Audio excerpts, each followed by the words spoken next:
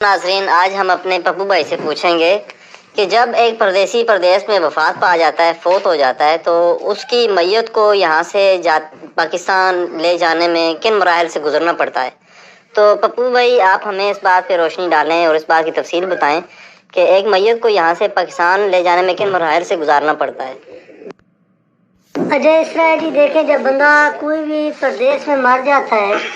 تو اس کی لاش کو پاکستان پہنچانا اتنا کوئی آسان کام نہیں ہے۔ وہ خواہ عرب ملک ہو یا یورپ ہو یا کینیڈا، آسٹریلیا، امریکہ ہو، کہیں بھی یعنی ملک سے باہر جو بھی بندہ مرتا ہے اس کی باڈی کو واپس پہنچانے میں کافی مراحل سے گزرنا پڑتا ہے۔ اچھا، دوسرا سوال یہ ہے کہ اگر کوئی بندہ یورپ میں فوت ہو جاتا ہے تو اس کا سب سے پہلا سٹیپ کیا ہوگا؟ بندہ مر جاتا ہے تو اگر وہ ہاسپٹل میں ایڈمٹ ہے تو وہ آلریڈی ہاسپٹل میں داخل تھا اور اس کی جو ہے زندگی ختم ہو گئی، تو پھر تو بڑا ایزی ہے کہ ہاسپٹل والوں کو پہلے سے اس کی بیماری کا پتہ ہے، تو وہ پھر فوراً اس کو ڈکلیئر کر دیتے ہیں کہ ہی از اے ڈیڈ۔ سو اس کے پوسٹ مارٹم کا اگر زیادہ عرصہ بندہ رہے تو اتنی ضرورت نہیں پڑتی، اگر فوراً جائے تو پھر پوسٹ مارٹم ہوتا ہے۔ ایک عام بندہ جو گھر میں مرتا ہے یا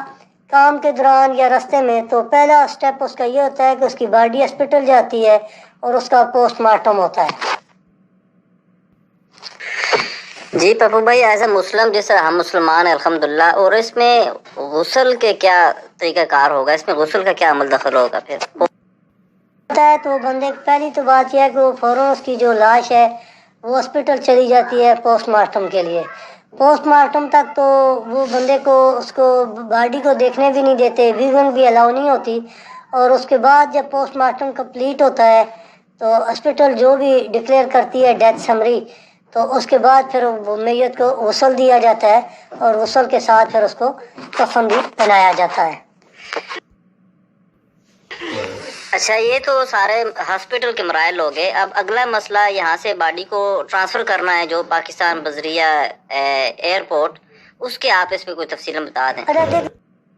جو بندے کا پوسٹ مارٹم کمپلیٹ ہوتا ہے تو اس کے بعد پھر وہ ہاسپٹل میں جس کے ساتھ بھی آپ کنیکٹڈ ہوتے ہیں آپ کو کال کرتے ہیں، آپ غسل دیتے ہیں، کفن پہناتے ہیں، اور اس کے ساتھ ہی آپ کو ایک ڈیتھ سمری یا ڈیتھ سرٹیفکیٹ دیا جاتا ہے، اور آپ کو اپنی جو لوکل آپ کی جو ایمبیسی ہے، پاکستانی ایمبیسی، وہاں سے بھی آپ کو ایک ڈکلیریشن فارم لینا پڑتا ہے، یعنی کاغذ کلیئر کرنے پڑتے ہیں۔ اور بہت سارے لوگ جو اسائلم پہ مر جاتے ہیں ان کو پھر ٹریول ڈاکومنٹ پہ ہوتے ہیں، پھر انہیں بھی پاکستانی ایمبیسی کی ضرورت ہوتی ہے۔ ایک عام بندہ جس کے پاس پاکستانی پاسپورٹ ہو یا کوئی بھی یورپین یا عربی کسی ملک کا پاسپورٹ، اگر پاکستان جانا ہے تو اس کے آئی ڈی کارڈ کے اوپر وہ ایک باقاعدہ ایک ٹریول ڈاکومنٹ بناتے ہیں جس کے اوپر اس کی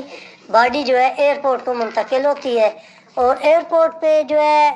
عام جو ٹکٹ ایک عام بندے کا عام سادہ ٹکٹ جو ہے مثلاً 1000 یورو کا ہے، تو اس طرح ایک ڈیڈ باڈی کا جو ٹکٹ ہے وہ 5 سے 6 گنا جو ہے وہ زیادہ ہوتا ہے۔ یہ خالی ٹکٹ کی کاسٹ ہے، اور اس کے ساتھ اگر آپ ایئرپورٹ تک آپ کو ایک فیونرل ہوم والے جو ہیں ان کے ساتھ آپ کو کنیکٹ ہونا پڑتا ہے، ان کے بذریعہ آپ کو اپنی گاڑی بھی لے کے جانی، ان کی گاڑی میں لے کے جانا پڑتا ہے۔ جی اچھا، ساری باتیں شکریہ پپو بھائی، آپ نے ہمیں تفصیلاً بتا دیں، لیکن یہ تو ایک بہت بڑے مراحل سے ایک میت کو بھی گزرنا پڑتا ہے، بہت زیادہ دھکے سے گزرنا پڑتا ہے۔ تو ہماری شریعت اس بارے میں کیا کہتی ہے کہ پوسٹ مارٹم والی باڈی کو آپ 18، 20، 24 گھنٹے کے سفر کے بعد پاکستان لے آپ کو ایک ہفتے سے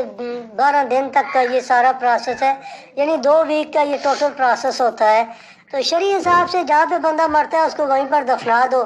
اس کو باعزت طریقے سے اس کی تدفین مکمل ہو جائے، اور بندہ کی جو باڈی ہے اس کو اذیت نہ ہو۔